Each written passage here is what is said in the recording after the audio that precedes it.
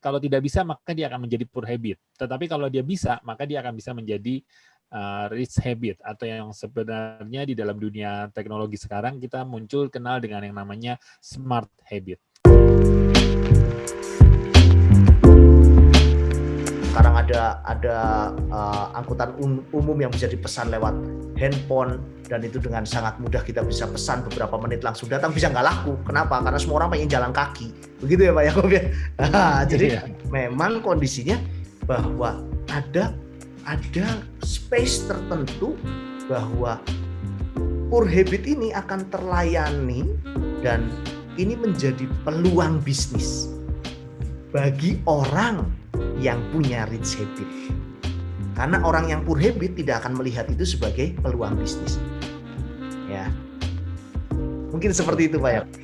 Ya, jadi sebenarnya kalau saya bisa menambahkan juga ya Pak Fundi, sebenarnya bagi orang yang menjalani untuk sistem informasi dan teknologi informasi harus memiliki rich habit yang baik, karena sebagai salah satu contohnya adalah bagaimana cara dia memanage sebuah project.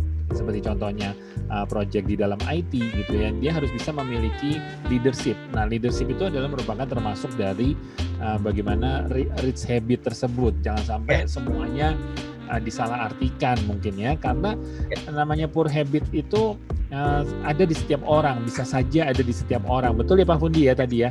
Karena memang ada yang orang kan mau memiliki sifat kelemahan dan sifat yang kelebihan gitu ya. Nah, itu adalah merupakan bagaimana leadership-nya di dalam setiap diri orang tersebut untuk menjalani sebuah project di dalam sistem informasi atau teknologi informasi. Nah, sehingga kita bisa, setuju saya, dengan menggunakan kesempatan dari orang yang poor habit, bagaimana membuat, dan kita bisa melakukan research mungkin. Berapa banyak orang yang terlalu bersantai terhadap sosial media misalkan, atau terlalu memanjakan terhadap satu game. Nah, itu akan menjadi masalah juga ya, poor habit. Nah, tetapi memang di dunia game kita adalah tujuannya untuk bagaimana caranya orang bisa edik terhadap game tersebut gitu kan. Tepat sekali. Nah, sehingga ini adalah memang ada dilema antara rich habit dengan poor habit ini gitu kira-kira. Apakah itu yang disebut dengan rich habit berubah menjadi poor habit, Pak? Sebetulnya bukan rich habit berubah menjadi poor habit. Hanya saja orang-orang yang punya rich habit tertentu, memang mereka lebih bisa melihat peluang dari poor habit orang lain. Contoh seperti yang tadi Pak Yakob sampaikan tentang game. Semua orang tahu bahwa game itu kalau berlebihan jadi edik. Ya, orang-orang yang punya rich habit dan dia punya kemampuan yang lebih di area teknologi, yaitu terutama teknologi dalam pembuatan game, maka orang itu akan berpikir, oh kalau game ini disukai dengan orang tertentu. Ya, contoh kalau gamenya Sudoku, tahu ya Sudoku ya, game hitung-hitungan ya. Itu kalau kita perhatikan itu jarang yang mau ngambil. Yang mau ngambil itu biasanya orang tua, begitu ya. Kalau yang anak-anak muda itu mainnya yang perang, yang bisa ngomong, kadang kalau udah itu udah ngomong kasar sembarangan ngomongnya. Kenapa? Itu lebih edik, begitu ya. Dan berapa banyak mau game-game yang sifatnya adalah game perang dan kemudian bisa berkomunikasi di game itu, bisa membuat tim dan sebagainya, dan orang banyak yang edik seperti itu. Nah, orang yang edik ini adalah orang-orang yang mewakili poor habit, memang dia terbiasa untuk hidup dalam kondisi poor habit, yang dimanfaatkan atau yang diberdayakan lah ya bahasa bagusnya ya, oleh orang-orang yang punya rich habit dan jago membuat game. Maka siapa yang kaya? Siapa yang mendapatkan keuntungan? Orang yang punya rich habit lagi ya. Orang yang punya rich habit lagi. Artinya apa? Kalau kita sudah bisa melihat itu dalam skala yang lebih besar, kita harus hati-hati. Jangan-jangan kita sedang terjebak dalam kondisi poor habit yang diberdayakan oleh orang lain. Bagi orang-orang yang membuat game akan sangat senang dengan orang-orang yang kecanduan game, itu sudah pasti, begitu ya. Karena apa? Itu keuntungan buat mereka. Tapi sebetulnya orang-orang yang kecanduan game ini akan menjadi masalah bagi lingkungan tempat dia tinggal. Nah, atau bagi orang tuanya misalnya. Nah, di sini artinya kalau kita mengembangkan rich habit, maka rich habit itu menjadi pelindung, ya, semacam benteng. Ketika kita mau terjebak dalam kondisi poor habit atau sesuatu yang berbahaya, maka rich habit ini bisa membantu kita mencari solusi supaya kita jangan terjebak semakin parah. Seperti itu, Hen. Oke. Iya. Saya juga melihat bahwa seperti ada dua sudut pandang, Pak.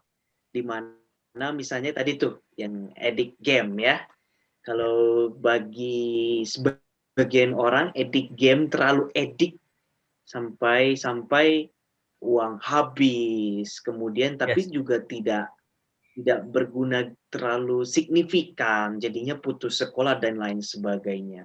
Belum konflik dengan orang tua. Tetapi juga ada yang menjadikan addict game ini sebagai mata pencaharian, Pak. Yes. Seperti professional gaming, Yes. professional gamers gitu, Pak, yang menghasilkan miliaran dolar bahkan kalau di luar negeri ya, dalam Yes. tim kompetisi seperti Dota, Point Blank ataupun PUBG kali-kali hari-hari ini gitu. Itu Yes. digunakan bisa berubah ya seolah-olah poor habit tapi bisa jadi rich habit gitu, Pak. Ya, sebetulnya yang dilakukan oleh tokoh-tokoh e-sport itu sebetulnya dia sudah pada dasarnya sudah punya rich habit. Karena ternyata mereka itu bukan orang sembarangan yang melakukan game itu sampai nggak tidur. Enggak loh. Mereka itu ada jam tidurnya dan itu terkontrol. Makannya juga benar. Kemudian mereka itu tipikal orang problem solving ternyata. Jadi mereka bukan sembarangan untuk menyelesaikan game itu. Mereka punya tim, mereka saling berdiskusi. Artinya relasi sosialnya bagus nih. Ya, jadi artinya apa? Artinya sebetulnya mereka itu adalah orang-orang yang punya rich habit, tapi mereka pakai dalam dunia game. Jadi ada beda antara orang yang poor habit yaitu game cuma buat bersenang-senang ngabisin duit, nggak ada gunanya, ya. Bahkan cuma jadi beban masyarakat nantinya ya, udah putus sekolah begitu ya. Bukan karena dia tidak mampu, hanya karena edik aja. Dan berdasarkan penelitian kecanduan game itu struktur otaknya itu mirip dengan orang yang kecanduan substansi obat-obatan terlarang. Seperti itu. Nah, artinya itu udah jelas kalau udah kondisi seperti itu dia kecanduan yang nggak ada gunanya begitu. Tapi e-sport itu bukan kecanduan. Tapi dia bisa membedakan bahwa latihan sekian jam dan itu benar-benar terjadwal. Seperti itu. Bukan yang seperti orang yang tiba-tiba lagi main game berjam-jam terus tiba-tiba sakit jantung mati. Kan ada ya seperti itu ya, masih muda tiba-tiba mati di warnet begitu ya. Kenapa bisa seperti itu?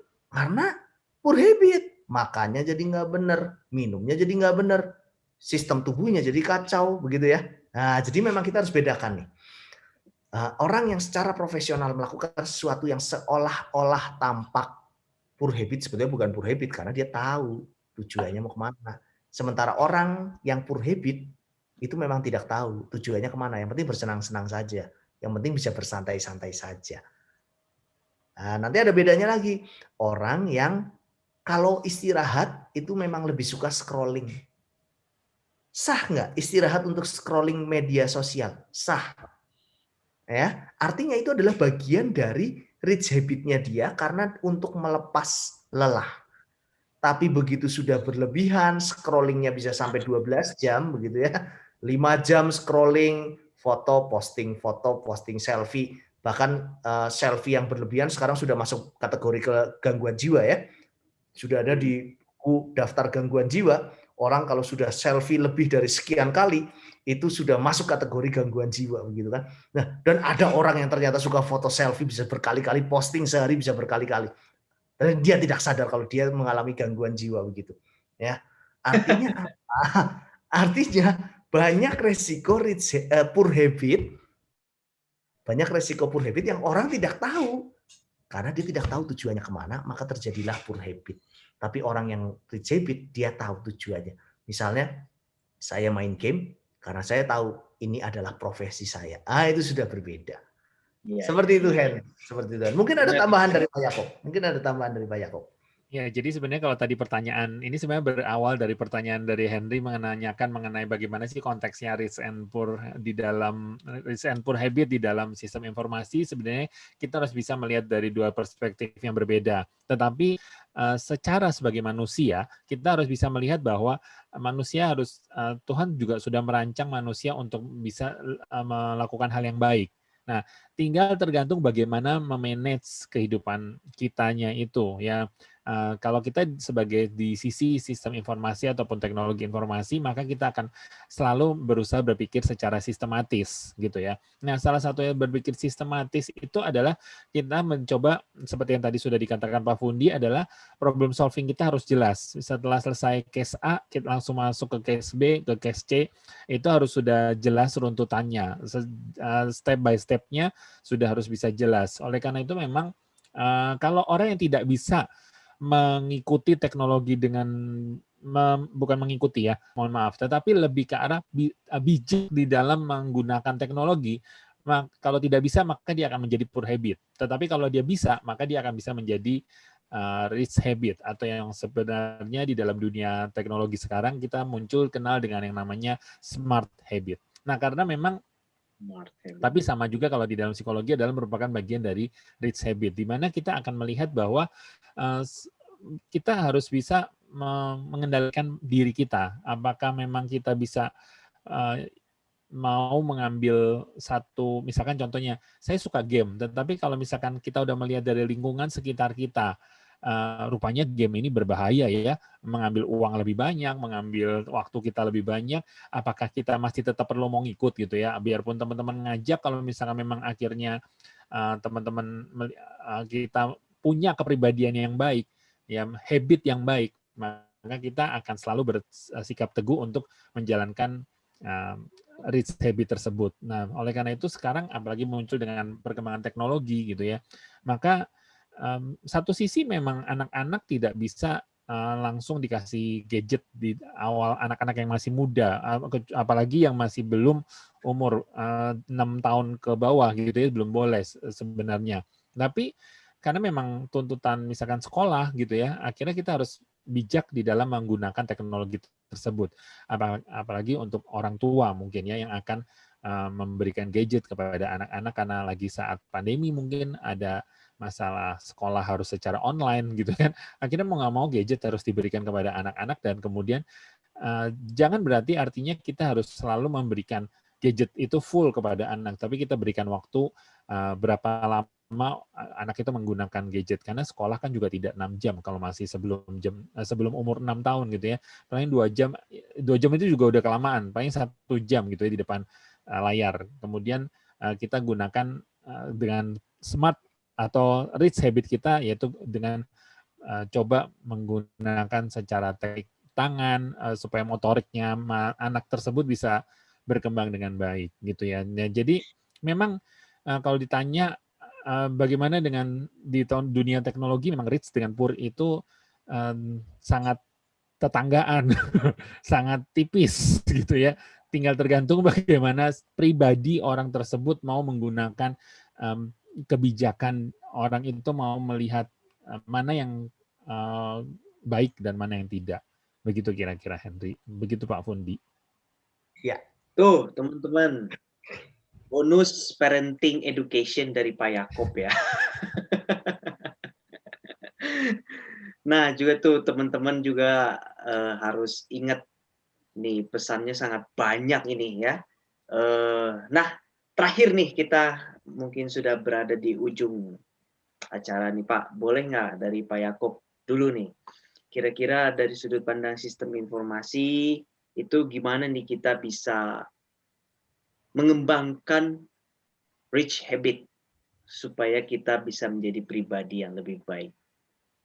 Ya, terima kasih Henry. Ya, sebenarnya mungkin nanti dibantu juga oleh Pak Fundi ya di dalam mengenai people-nya. Tetapi kalau di dalam sisi teknologinya dan juga sistemnya gitu ya, kita harus bisa melihat bahwa yang namanya satu proses berjalan itu kita harus bisa membagi prioritas kita, kemudian membagi bagaimana caranya kita untuk melihat secara organisasional apakah yang penting dan apakah yang perlu Karena penting dengan perlu dan juga butuh itu adalah merupakan satu hal yang berbeda-beda gitu ya.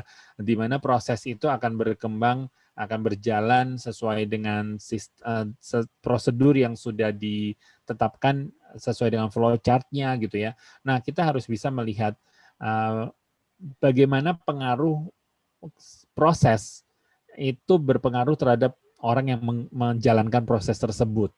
Itu yang menjadi salah satu daya nalar seseorang untuk melihat apakah proses tersebut bisa diikuti atau tidak gitu ya. Kadang-kadang ada berbagai macam contoh di dalam sebuah sistem ya, di dalam sebuah sistem contoh kita ambil sistem pembayaran gitu misalkan ya. Apakah orang akan jenuh atau tidak sih kalau misalkan orang itu bayar daripada bayar menggunakan cash atau menggunakan uang yang ada di dalam mobile atau menggunakan pay later. Nah, itu adalah menjadi satu tantangan sekarang ini nih contohnya. Karena kan sekarang ini kalau kita lihat di e-commerce atau marketplace sekarang sudah ada, saya tidak sebut merek ya, ada pay later gitu ya. Ada berbagai macam pay later yang sudah disediakan. Nah, itu kita harus bisa bijak terhadap proses tersebut. Apakah kira-kira memang kita punya uang untuk membayar atau tidak nantinya gitu ya. Karena pay later itu lebih memudahkan kita memang gitu ya, menjadi yang tadinya seolah-olah poor habit gitu kan, gue pingin utang dulu deh ya gitu kan, itu adalah sebenarnya merupakan poor habit gitu ya. Mohon dikoreksi ya Pak Fudi kalau saya salah. Tapi memang akhirnya menjadi satu keuntungan bagi orang gitu ya. Di dalam pembayaran akhirnya gue pakai pay later dulu aja deh, nanti gue bayar di akhir bulan gitu kan. Nah, bagus kalau misalkan akhirnya ada pendapatan gitu kan. Nah, kalau sampai ada pendapatan itu akan jadi masalah gitu kan. Nah, makanya kita harus bisa berpikir secara rich habit atau enggak yang kita belakangan kita sebut dengan smart habit. Nah, di mana kita bisa melihat apakah memang kita punya kemampuan untuk membayar atau tidak. Kalau memang tidak, ya jangan kita gunakan pay later itu gitu ya, daripada nanti jadi masalah. Soalnya bukan berarti artinya saya menyudutkan satu pay later, tapi memang pay later ini adalah menggantikan fasilitas dari kartu kredit gitu ya. Jadi kartu kredit kan harus ada proses yang berribet-ribet gitu ya, di survei rumah, di survei apa segala macam. Nah, pay later ini hanya tinggal kita masukin KTP, prosesnya menjadi lebih singkat sebenarnya. Dan ini dilakukan secara rich habit gitu kan, sesuai apa yang tadi dijelaskan. Nah, tinggal kita bagaimana diri kita sebagai user, sebagai pengguna mau menggunakan teknologi tersebut, apakah kita mau gunakan atau tidak dengan bijak atau tidak gitu ya. Dan kalau memang kita melihat dari informasi perusahaan pay later itu memang tujuannya dibuat untuk memudahkan kita gitu kan, tapi tinggal tergantung lagi apakah memang kita mau terbawa oleh arus, makanya daya nalar kita untuk kita menggunakan teknologi yang ada gitu ya. Jadi makanya memang sampai sejauh ini saya masih merasakan bahwa rich habit dan poor habit ini adalah bagaimana kita kembali lagi ke user, kembali lagi ke pengguna ya. Tapi kalau di sisi teknologi sebagai seorang IT atau sebagai seorang IS, maka dia harus bisa menggunakan secara pola pikir yang sistematis di dalam membuat sebuah teknologi tersebut. Gitu kira-kira Henry. Mungkin ada tambahan dari Pak Fundi. Silakan Pak Fundi. Oke. Nah, saya sedikit membahas tentang pay later. Pay later itu adalah satu kondisi yang bisa membuat orang jadi punya poor habit berhutang ya. Nah, kalau Jepang itu hancur karena bom ya. Nah, kalau warung itu hancur karena bon gitu ya. Nah, jadi memang kondisinya adalah hutang ini bisa jadi kebiasaan dan itu bisa jadi kebiasaan buruk. Tapi bukan berarti kita tidak boleh berhutang. Nah, itu sebabnya saya juga menulis buku tentang utang siapa takut begitu ya. Kenapa? Artinya memang kita harus bisa bijak dalam memilih sesuatu yang tadi disebutkan oleh Pak Yakob adalah daya nalar, itu memang harus dikembangkan. Mengembangkan daya nalar itu adalah bagian dari rich habit. Yaitu yang nanti berkaitan dengan mindset. mindset itu tidak lain tidak bukan harus dikembangkan mindset yang benar. Mengembangkan mindset yang benar harus dari latihan sampai akhirnya jadi kebiasaan yang kaya atau rich habit. Nah, artinya di sini apa? Yang tadi disampaikan oleh Pak Yakob itu tepat sekali bahwa rich habit dan poor habit ini akan selalu berdampingan di dalam diri seseorang. Dan karena batasnya setipis kertas, maka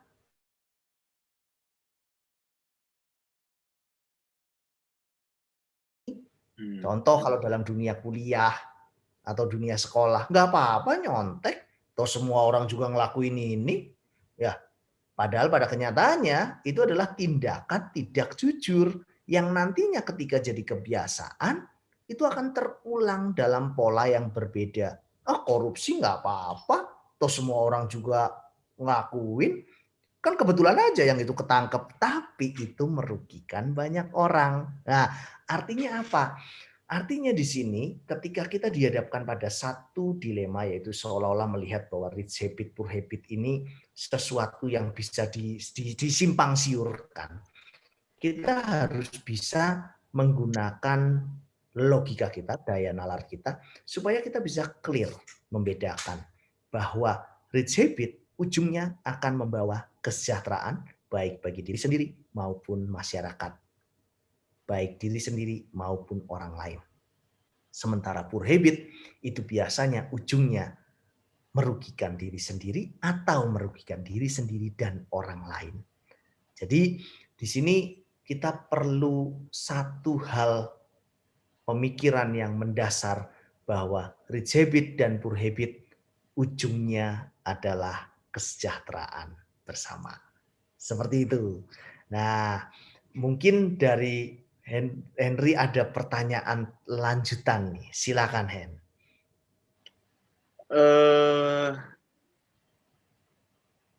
Sebenarnya kalau rich habit itu Pak, apakah memang itu menjadi satu keharusan dalam artian kan rich habit ini sama poor habit ini bertentangan nih Pak, setipis kertas gitu Pak. Gitu. Nah, oke, apakah suatu keharusan begitu? Gimana sih itu kita bisa sadar gitu, maksudnya untuk menyikapi hal ini tuh untuk kira-kira kita bisa alert ini tuh rich atau kita sedang di poor gitu. Oke. Ini sedang di rich atau sedang di poor. Ya, karena ini batasnya setipis kertas kayak tadi ya. Main game. Loh, tapi kan saya pengen main game ini jadi uang, begitu kan ya. Saya ini lagi rich habit nih, latihan. Nah, kembali ke diri sendiri. Sanggupkah, benarkah, atau orang tersebut sedang melakukan pembelaan diri atau yang disebut dengan dalam konteks psikologi defense mechanism. Ya, defense mechanism bisa saja dalam bentuk rasionalisasi. Ya, seolah-olah bahwa yang dilakukan itu benar. Padahal pada kenyataannya nggak benar, cuma dia cari alasan aja gitu loh. Karena dia males aja mengerjakan skripsi, maka dia kecanduan game, tapi dia bilangnya enggak, saya pengen jadi e-sport profesional. Tapi nggak pernah nyampe. Kenapa? Karena memang dia sebetulnya bukan di situ hidupnya, begitu, bukan di situ dunianya. Atau mungkin orang yang tadi contoh yang Pak Yakob tentang pay letter. Loh, kan ini saya butuh, jadi saya pay letter, gitu kan? Butuh ini memang, padahal sebetulnya bukan butuh, pengen aja, bukan butuh, begitu ya. Nah, artinya apa? Artinya kita harus benar-benar strict, harus benar-benar mampu objektif menilai diri kita bahwa benarkah apa yang kita lakukan ini bukan sekedar cari alasan, bukan sekedar ingin melarikan diri dari sesuatu. Nah, poor habit kita harus selalu ditantang supaya bisa berubah menjadi rich habit. Nah, berkaitan dengan itu artinya, nah ini berkaitan dengan tips and trick, kita harus selalu mengisi kemampuan berpikir kita dengan hal-hal yang positif, dan terus berkembang. Artinya, kita memang harus sering baca buku pengembangan diri supaya kita bisa objektif menilai sesuatu. Loh, kok bacanya buku pengembangan diri? Ya iya, ilmu yang kita dapatkan di dunia pendidikan itu baru sekian persen. Sementara di luar sana banyak pengetahuan yang harus kita cari sendiri. Salah satunya adalah dengan buku-buku pengembangan diri. Jadi tips and triknya sebetulnya sederhana. Kembangkan hobi membaca. Rich habit-nya adalah membaca. Membaca buku-buku pengembangan diri. Membaca buku-buku yang intinya bisa memberikan informasi atau skill tertentu dalam hidup kita. Seperti itu, Hen. Oke. Kalau dari Pak Yakob sendiri, apakah ada tambahan, Pak? Ya, terima kasih Henry. Ya, jadi sebenarnya kalau tips and triknya adalah bagaimana kita bisa mengendalikan diri kita dan kemudian kita bisa mengalokasikan terhadap habit yang kita harus tahu gitu ya, mana yang sebenarnya benar dan tidak benar, mana yang menjadi norma yang baik di culture budayanya kita, dan kemudian bagaimana kita bisa tahu capability diri kita gitu ya. Jangan sampai kita menggunakan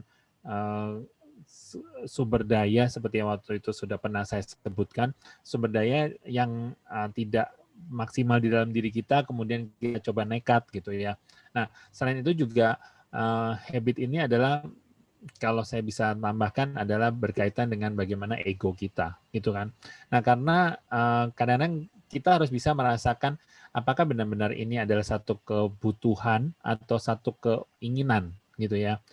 Itu juga adalah merupakan satu habit kita. Nah, sehingga dengan habit yang sudah kita latih terus dari sejak kecil, apakah memang itu harus kita tajamkan atau malah justru harus kita buang ya, karena itu akan tambah lama kita harus bisa menjadi lebih bijak di dalam umur hidup kita gitu sih. Nah, kemudian khususnya di dalam yang namanya sistem informasi ataupun teknologi informasi, bukan berarti artinya kita menjerumuskan orang untuk menjadi poor habit gitu ya, tapi bagaimana kita membuat orang itu menjadi lebih efektif sesuai dengan tentunya kalau kita membuat sesuatu aplikasi, ada yang namanya visi dan misi dari aplikasi. Tentu nggak mungkin yang namanya visi dan misi aplikasi itu adalah membuat orang menjadi poor habit gitu, nggak mungkin gitu ya. Tetapi akan mencoba membuat manusia itu menjadi lebih baik harusnya gitu ya. Nah, itu yang menjadi tujuan dari setiap pembuat aplikasi. Bukan berarti artinya menjerumuskan orang untuk gue gimana caranya cari trik supaya ngambil uang dia terus-menerus ya gitu ya. Nah, bukan cara gitu juga gitu ya. Tetapi kita harus bisa kasih waktu, kasih time gitu ya, untuk supaya kalau baru bisa main game ini lagi kalau setelah 5 menit gitu ya, sehingga dia punya waktu matang untuk istirahat, seperti contoh seperti demikian. Itu mungkin tambahan dari saya. Terima kasih. Terima kasih Pak Yakob. Mungkin saya tambahkan sedikit sebelum kita menutup pembahasan kita hari ini. Teman-teman bisa lakukan self-evaluation ya, terkait dengan rich habit dan poor habit. Teman-teman bisa bikin list kira-kira poor habit-nya yang punya gua yang mana nih gitu. Kira-kira action-nya apa. Kemudian rich habit yang bagusnya apa nih di data. Teman-teman juga bisa nanti bikin action plan-nya ke depan buat pengembangannya kayak gimana. Itu sederhananya sih teman-teman. Nah, oke. Terima kasih teman-teman sudah menyaksikan pembahasan kita yang sangat mendalam ini ya, tentang rich habit dan poor habit. Dan kiranya semua pembahasan ini, pengetahuan ini, itu teman-teman bisa praktekkan di dalam kehidupan supaya bisa mengembangkan rich habit yang bermanfaat bagi diri sendiri dan juga bagi orang lain. Oke. Teman-teman, gue mau ngingetin sekali lagi untuk teman-teman juga tetap subscribe, like, and comment channel kita, dan juga komen topik kita pada hari ini. Jangan lupa teman-teman terus ikutin untuk mengetahui informasi-informasi dari Motivasi Kandang Ayam tentang bagaimana pembahasan topik-topik kita yang selanjutnya seperti apa. Nah, teman-teman, kita juga akan membuka kesempatan bagi teman-teman untuk bertanya nih kepada coach and mentor motivasi kandang ayam nanti pada satu momen tertentu, dan juga kita akan memberikan giveaway tentunya dari motivasi kandang ayam untuk teman-teman yang selalu setia untuk menonton motivasi kandang ayam. Dan teman-teman, kiranya kami dari tim juga mengharapkan kita bisa belajar bersama, sharing bersama. Kalau ada teman-teman yang mau membagikan kisahnya juga kita bisa terima loh, gitu. Kita mau mendengarkan cerita dari teman-teman juga. Oke.